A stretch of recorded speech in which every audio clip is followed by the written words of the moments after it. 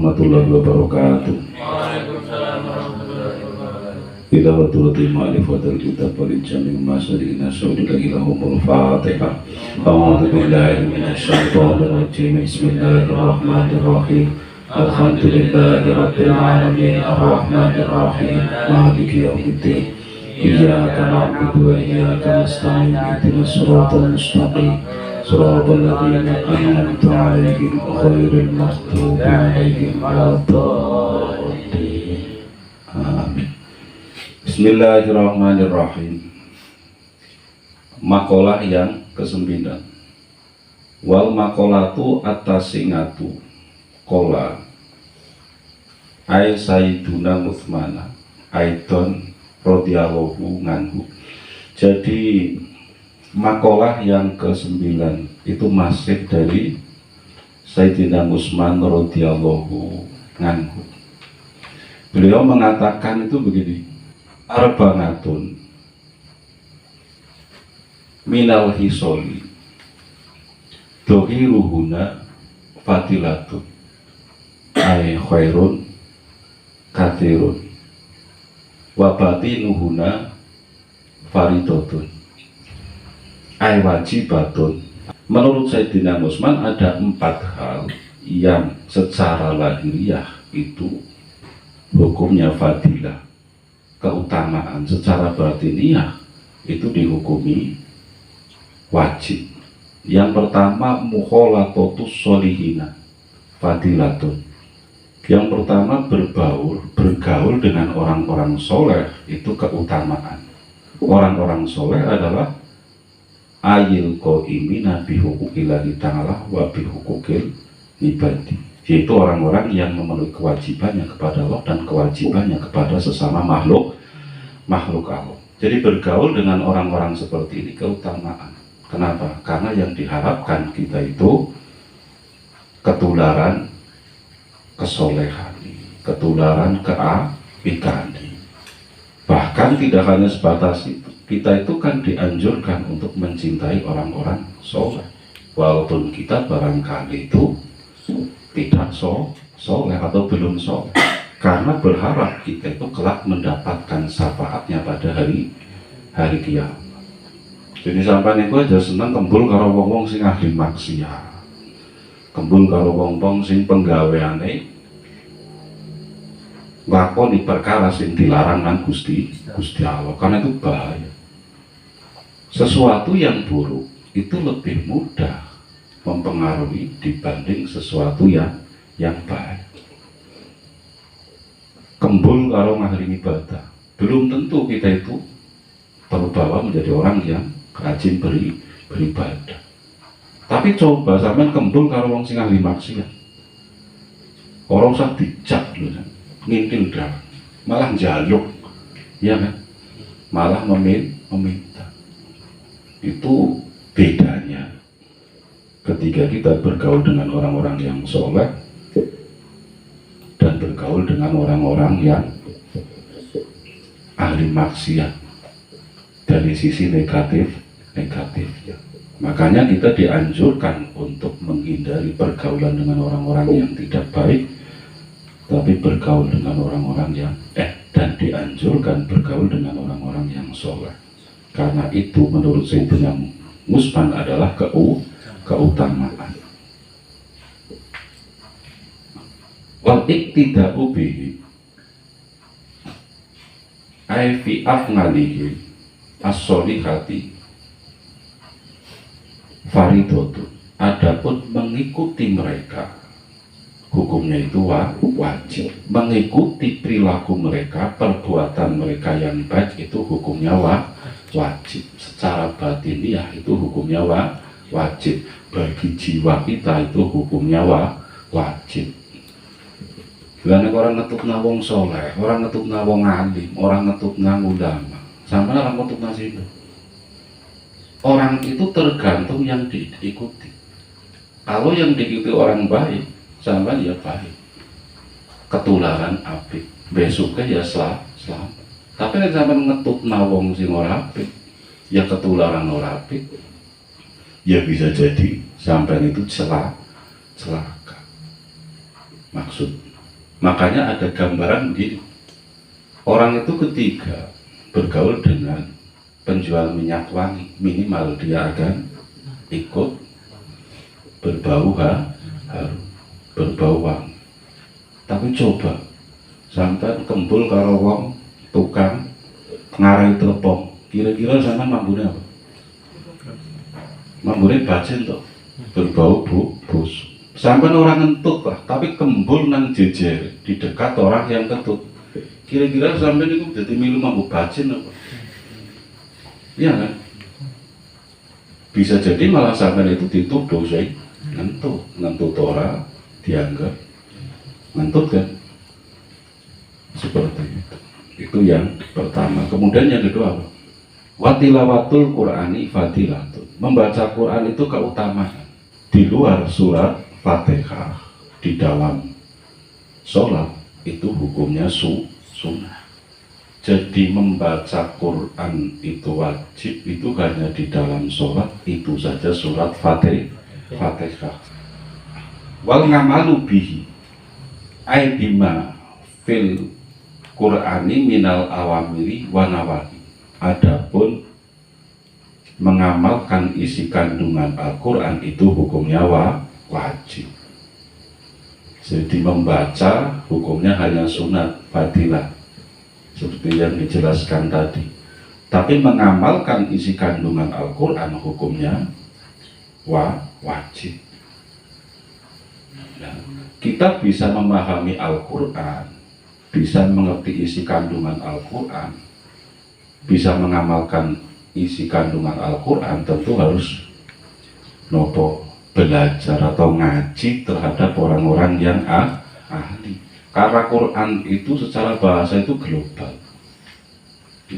Cara panganani Quran itu masih mentah, butuh diolah, butuh orang yang menjelaskan isi kandungan Al-Quran. Kalau dulu Kanjeng Nabi, ketika Kanjeng Nabi masih hidup, nah, kemudian ketika Kanjeng Nabi sudah tidak ada, sahabat, kemudian turun ke tabi'in, ke tabi'in, kemudian ke ulama-ulama yang ahli di dalam tafsir Al-Quran.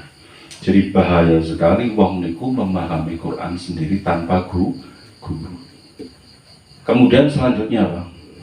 Wa ziyaratul kuburi fadilatun. Ziarah kubur itu hukumnya hanya fadilah, hukumnya hanya sunat. Ai kuburi sholihin, artinya kuburan orang-orang soleh. Jadi ziarah ke kubur orang-orang soleh itu hukumnya sunnah. Wal istiqdadulah ayat tahayyu'u lidduhulil qabri bifi'lil a'malis sholihati fardhun. Adapun mempersiapkan diri dengan melakukan amal-amal soleh untuk masuk ke dalam kuburan, artinya untuk mati, itu hukumnya wajib bagi orang-orang yang menghendaki selamat di alam kubur. Tapi bagi orang-orang yang ingin cilaka, ya monggo. Orang mempersiapkan diri untuk menghadapi kematian, tidak mempersiapkan diri untuk masuk ke kuburan, tidak ada masalah. Resiko ditanggung sendiri. Makanya sering saya ingatkan, kematian tidak mengenal batas usia. Sampai kudu duweni pemikiran bahwa sudah lebih lama hidup di dunia dibanding menunggu kematian.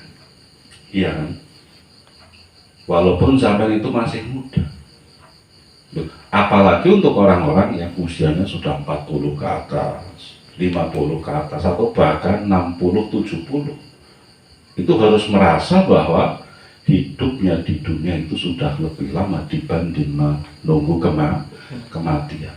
Karena ada makalah yang mengatakan yang terdekat dengan kita adalah kematian. Kalau tidak salah bahkan itu hati. Jadi yang terdekat dengan kita adalah kematian. Makanya kita dituntut untuk mempersiapkan diri menghadapi kematian. Mempersiapkan diri masuk ke alam kubur. Nah, kemudian tentang ziarah itu sendiri.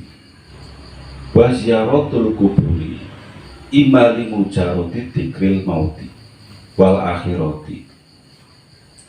Adapun ziarah kubur itu sendiri ada kalanya itu murni karena mengingat kematian dan akhirat.